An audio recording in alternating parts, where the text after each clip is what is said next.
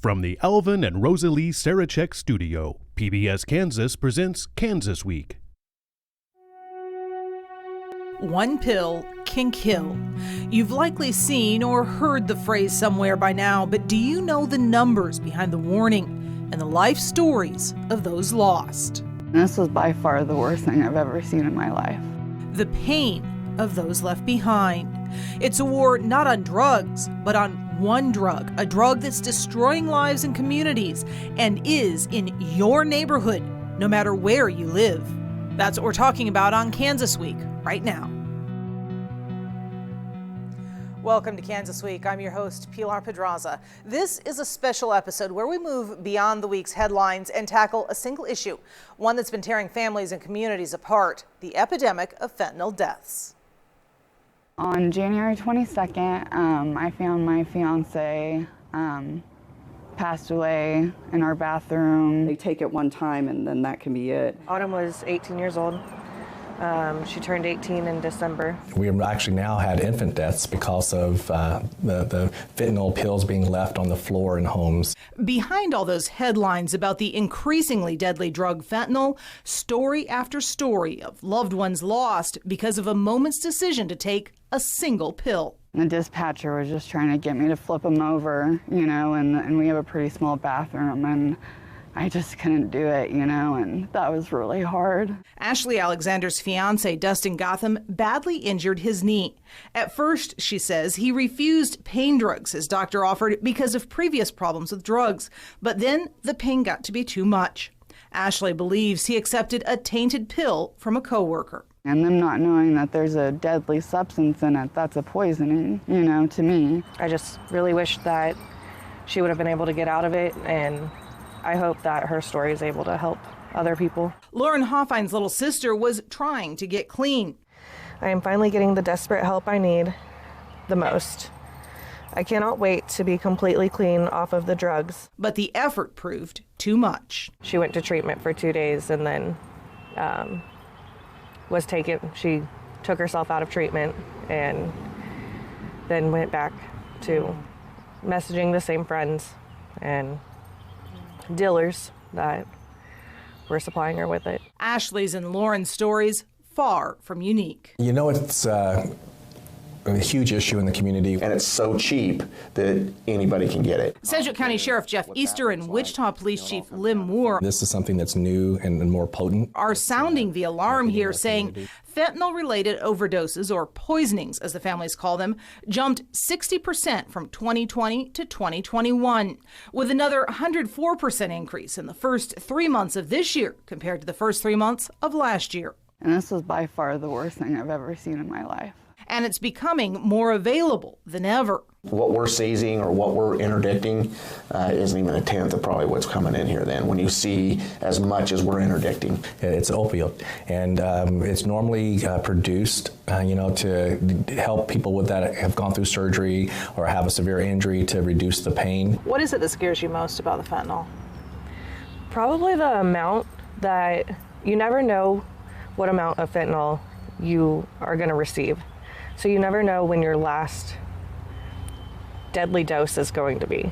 Scientists say fentanyl is so deadly, it only takes this much, the equivalent of a grain of rice, to kill somebody. Part of why fentanyl is keeping emergency rooms and morgues across the state overwhelmed is because as an opioid, it can take many forms: liquid, powder, pills, and dealers are adding it to just about every drug you can think of, from heroin to marijuana. It's in our community, it's in smaller communities than ours, and we really want people to be aware of that and understand that it is a big problem. I began looking into this issue last summer when Garden City leaders first raised concerns. It seems to be in the past 6 months to a year, we've really seen a rise in overdoses. A rise that's hitting youth there particularly hard. There's always some of those incidents that stick out in your mind, especially these young adults who maybe just are experimenting. Who is being hit by this? It's hitting everyone. It doesn't matter. It doesn't have, a color. It doesn't have a social class.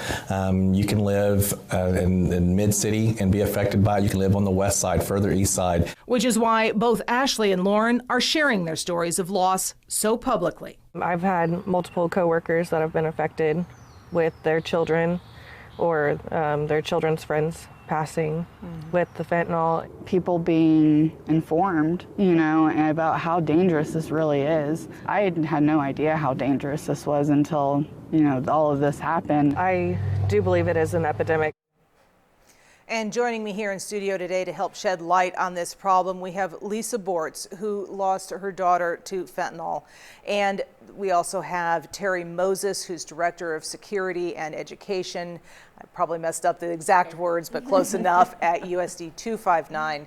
And Sheriff Jeff Easter, who you just saw in that piece as well, who's really kind of been leading the charge here in the county, trying to stem the tide. But I've got to say, judging by the headlines we've seen in the weeks leading up to this episode, it doesn't seem like things are changing much. You know, the overdose deaths are still coming. You know, we have part of the problem there with the tracking part of it is it takes quite a while for the toxicology to come back to say absolutely fentanyl was the cause of death. And so it's hard to say exactly how many we have, but I know that we're upwards to around 200 at this point for this year, and it's October. The other thing that you gauge is the amount of seizures that we're getting. Well, the Wichita Police Department the other day just seized a record amount of fentanyl pills here. And so it's coming. Well, it's here, and it's coming in droves. So it's disheartening, but I think through the education process, we've also seen in the last month a decline in the amount of overdose deaths that are coming into the Forensic Science Center. Well, that is encouraging. Certainly a loss that you, Lisa, are very familiar with, but you've also become very public with your loss, turning it almost into a crusade. Yes, you know, I really didn't know a whole lot about fentanyl. I'm a nurse, and so I knew the clinical side of it. You know, and my thought was, where are all these patches coming from? You know, I know how we have to monitor them in the hospital and nursing home settings, and I just couldn't wrap my brain around it. And then I lost Jill, and so I dove into teaching myself, you know, and really I can remember just having tunnel vision and having my phone, and from what I can remember, just laying on my side, and that's all I could see was, you know, educating myself, you know, researching it, and then just finding out how deadly fentanyl is. Had I had any idea illicit fentanyl, how bad it was, I would have chained her to the radiator downstairs, you know. I certainly would have taken a different approach. I felt like I was keeping my daughter from hitting bottom. And so I have now come to realize that there is no bottom with fentanyl. With fentanyl, you either get better or you die. And unfortunately, that's what happened with Jill. She left behind 3 beautiful daughters. And 2 sisters and a whole family that just absolutely loved her. I mean, she was very, very loved. You know, we're having to live life without her, but like you said, you know, my mission right now is to bring awareness to people. I'm a mother bear, and that's what I'm going to do. I have a slogan: "We will not go quietly." I actually have my Facebook page that helps me with that. We will not go quietly, and I, you know, want to use that to educate people, reach out, and we are. We actually, through that Facebook page, I was able to give Narcan to somebody in southwestern Kansas, and it saved a life. Yeah, one life at a time. Yeah. And as we look at this issue, of course, getting to kids before the drug dealers do is one of the key components, Terry. The word awareness has been said over and over again, and we know with any public safety issue, it always is awareness. You have to make people aware of what's going on in the community, and one of the things we really focus on is that awareness, not only at the student level, but teachers, and then also getting information out to parents. We're one way we've talked about media has changed so dramatically, and we feel like through schools, we're one way we can reach out to parents. So we've used newsletters, opportunities to reach out to parents and talk to parents about the need to have that difficult conversation with their students about what is available out there on the streets and the fact that it can be very deadly. And with the students, so vitally important. As we found out this year, child deaths also on the rise. It's not just hurting grown-ups or even teens. We are seeing more and more children pass away because of this. The State Child Death Review Board says there has been a rapid increase in child drug and fentanyl-related deaths in recent years. The board's annual report looks at deaths of Kansas children from birth through 17 years old. The latest numbers shown there were 16 drug-related deaths in 2020. That was up from the year before. There were also 11 fentanyl deaths that same year, up from none the previous 4 years combined.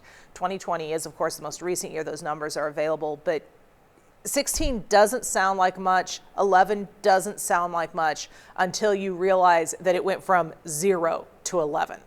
And those are 2020 numbers. Yeah.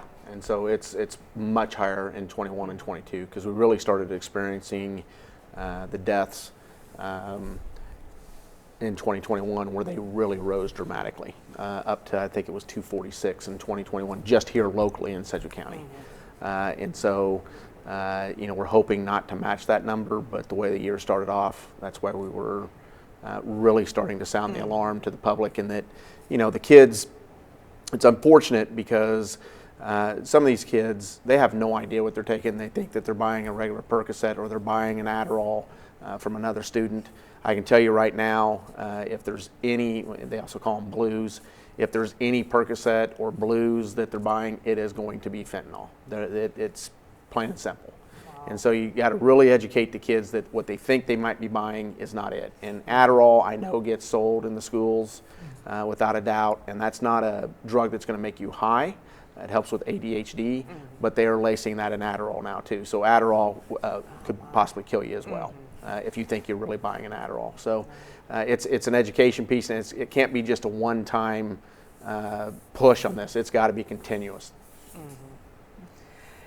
And as you hear those numbers, Lisa, what are you thinking? It's just staggering, and how it can get to this point. I mean, and like you said, the alarms need to be sounded. We've got to, and awareness, that is the word that is just key here, awareness. Yeah. Well, and Terry, you and I have both worked in the school district. We know that teens think that they're invulnerable, they're invincible. It's not going to happen to me. How do we get through to those kids? Does the school district have programs in place for that? We have a variety of Make Good Choices programs. This is not the first time kids have been involved in situations where they make bad choices. And just because of need, we've had programs like Make Good Choices for years. It's now that this is the topic that we're talking about with Make Good Choices. And this one happens to be particularly deadly. But we can tell you that students still have that feeling that they're invincible. And so we work constantly, try to educate them. Other things that we do is like we monitor internet usage, searches, anytime they make comments about drug use. We work with counselors, we work with parents to try to tell the parents, hey, your student may be reaching into areas, just to make them, again, aware, and so they can have that difficult conversation with their student. Yeah. And Sheriff, I know we've seen other efforts against other drugs over the years. This one is different. It's absolutely different. I mean, in the 90s, you had crack cocaine. That led to a ton of violence here. Were people overdosing and dying? No. The drug of choice for here has been methamphetamine. You can't overdose on methamphetamine. It will kill you eventually, but you can't overdose on it. Fortunately, when we were going through all the methamphetamine issues on the East Coast with the heroin and everything that was going on that was devastating communities, it kind of bypassed here. This is not, and it's not going to bypass us. It's here, and you can take even a half pill, and the likelihood of it possibly killing you is very high. And if you're not a hard drug user, such as most teens aren't, there is enough fentanyl in there to kill them that might not kill the hard drug user. So it's just an extremely deadly drug. And then, there's different variations coming in now that has animal tranquilizers in it, which even suppresses your breathing and your respiratory system even more, because that's what fentanyl does. And they're having deaths all over the place based upon that as well. And, for these kids that, or people that, with the marijuana issue, and whether you support it or not, hey, whatever. But are they lacing fentanyl in marijuana? Absolutely. It's happening. And so, that's kind of a drug of choice for the kids, more so than alcohol these days. And so you don't even know what you're getting there now. That was one that has been repeated to me frequently as this is a myth that they're lacing it in marijuana, and yet you and all of their law enforcement officers have told me, yes, they are. We are seeing it. Another one that I've been hearing is a myth is the rainbow pills. Yeah, those are real. We've seen some here recently, and I get questions a lot on why would these folks sell this stuff if they're going to kill their cash cow. The cartels down there, it's all about business, so they don't care if some people die. They're addicting other people, which is more money for them. They also target, in my opinion, with the rainbow fentanyl, is the younger kids, because if you really look at it, and I'm showing my age because my mom and dad used to give me Flintstone vitamins. Hey, I grew up on those too. Yeah, that are the pastel colors, the reds, the greens, but all pastel. This is exactly what it looks like. Yeah. And it looks like a vitamin. And so don't tell me they're not trying to target the younger generation, because they are. Well, another thing that you mentioned that I want to ask Lisa about is the preventative issues and trying to deal with this. And you had mentioned Narcan earlier.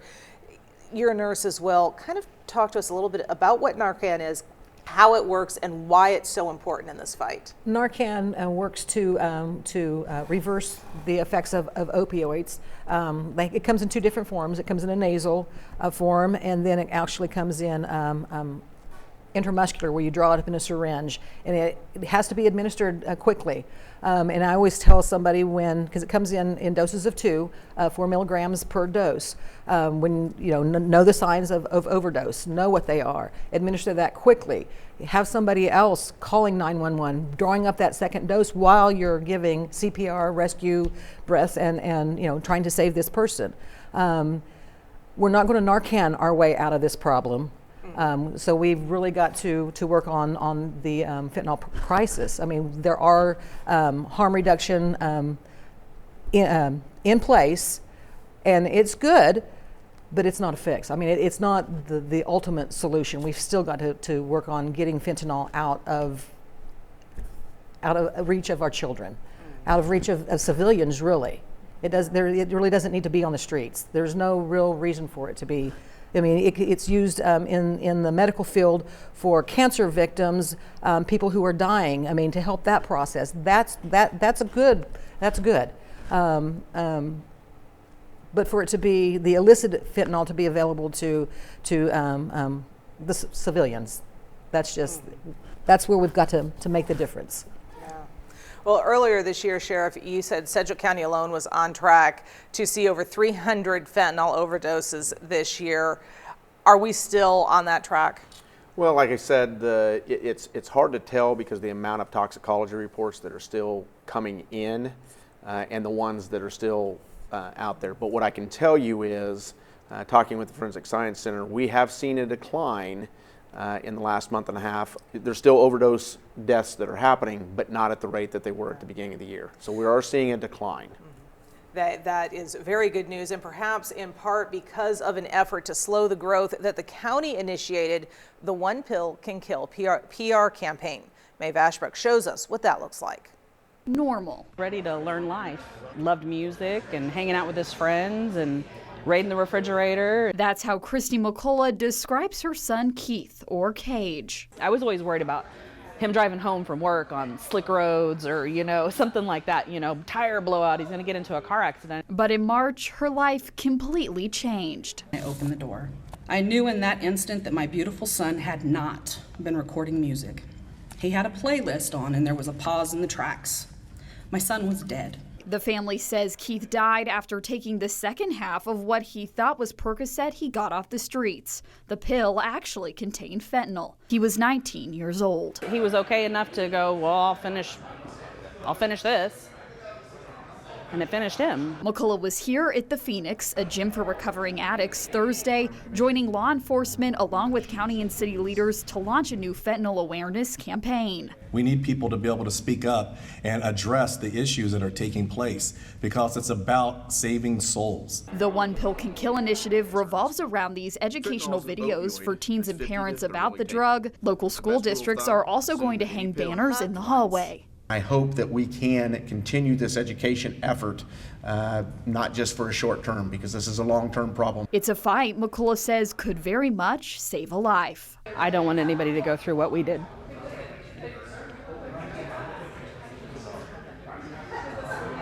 That's it. And Terry, working with kids, having it coming from all those different directions, perhaps making a difference that way. We certainly hope so. The one pill that can kill banners are currently being put in our schools. We've really focused on the community effort, and I think that's it shows how bonded our community is. I think this community's done a great job. The Sheriff's Department, the Police Department, the Wichita Area Metro Crime Commission is the one that funded those banners. So we have a lot of people that are working real hard to increase awareness, and I think the biggest ask we have now is for families to have that discussion, because if one person at this table knows about it but the other three don't, then we haven't reached everybody. And so we really ask that all families have that difficult discussion about what's available out there on the streets. And this show, Lisa, perhaps one way they can get that discussion started. Yes, I just wanted to add to that. I assisted with the Safe Street Wichita program Narcan handout. I went home with some and my banners, and I set them outside my community. There's 110 houses in my community. And I was surprised how many people didn't know about it. I just set them out there anonymously. We have a Facebook page for our community, and it took about 18 hours before somebody said something. Of course, I was watching it, and I'm geared, ready to answer these questions. And I just started putting facts out there. And 3 people from my community came and got came and got Narcan from me. It was an opportunity for me to educate the 110 families in my community, and the number of people that responded that didn't know the statistics of fentanyl is staggering, still staggering. I know in the school district you have a program called See Something, Say Something. Perhaps for all of us it's say something if you don't hear it. Yeah, absolutely. So, and Terry touched on kind of what a group of folks have come together to start the campaign, and then you have the grassroots stuff, which is fantastic because that's what we want. We want it shouldn't just come from government entities. It needs to come from the community members as well. There's another group that's called YEEP, Youth Empowerment and Education, that we partnered with. Reaching the kids is very difficult because they're not going to read flyers. They're not going to listen to adults tell them about this stuff. And so this was kids that created videos, or young adults that created videos for the kids. And so we also replicated those same videos from an adult side for teachers and parents and educators and those type of things. So those are getting ready to roll out as well. They've been produced. They're ready to go. And so it's a continuing part of this. The day and age of just saying, hey, we'll put some stuff up on the billboards doesn't work. And we have to two-prong approach on this because you got to reach the youth. And the traditional ways of doing that, it's all through social media now, the Snapchat, Twitter, those type of things. So. Yeah, and another effort to slow the deaths. It failed at the state level, but did find support in the city of Wichita. That's legalizing fentanyl test strips, something of a controversial effort. Wichita's mayor and city council this fall cast a historic vote altering how the city polices and prosecutes drug possession. The change impacted both marijuana possession and the possession of fentanyl test strips, removing them from the list of prohibited drug paraphernalia. The changes don't legalize the test strips, but take the city's municipal court out of the picture if someone is charged with possession. Our job is to utilize our resources to make our community safer, and I rather these resources be used to fight human trafficking, to fight opioids, fentanyl coming into our city, and to help people. And Sheriff, I know you and I have talked about these before. You're kind of on the fence about them. There are some legal issues in there that concern you a little bit.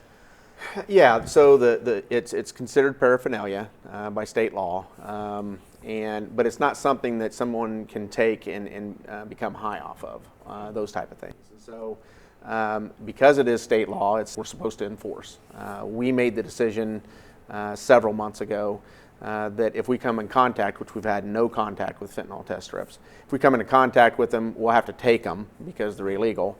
We'll make a case on it, but that's about it. We're not going to try to pursue that case for charging or those type of things because the possibility is it could save somebody is there. So it's kind of a double-edged sword for law enforcement because you kind of put us in the middle of, well, it's absolutely illegal, but what do we do with it because it could save somebody? Yeah. So that's the approach we took to it, and again, we have not run into any fentanyl strips thus far. No. What about you ladies? I'm not sure where you stand on this or your organizations as far as the issue goes. I'm about keeping people safe. The fentanyl strip, the detection strips, if that'll save a life, yes. Yeah. And like Sheriff Easter said, they're not killing anybody. So I thank you for your approach on that. And I think the sheriff's approach is reasonable. In other words, let's follow the law, but you make a case, document it, and I agree with him. We don't see them. I don't think that they're readily used out here in the community in Wichita. And to be clear, it's not like you can just take a test strip and set it on a pill and know. There's an entire process involved, perhaps why they're not that common. I know nothing about the test strips. And so, but I don't want to put out information that, hey, you'll be perfectly fine. If you're in possession of a fentanyl pill and the test strip, you're going to be arrested for the fentanyl pill. Yeah. So just the test strip alone, we won't arrest you for that. Lisa, I'm going to let you have the last word. Any last comments you want the Kansas public to understand about this epidemic? Yes, I just want them to know that how dangerous really the fentanyl really is. If somebody is asking for help, please get it for them. The window of opportunity is so small and the consequences are so drastic. Well, Lisa, Terry, Jeff, thank you all so much for joining us this week. We hope this episode has helped you better understand why so many are so worried about the growth of the fentanyl drug trade. If you still have questions, feel free to shoot them my way on social media at Pilar Pedraza TV or PBS Kansas on Facebook, Twitter, or Instagram. We'll try to get you hooked up with the answers. For now, stay safe and have a great week.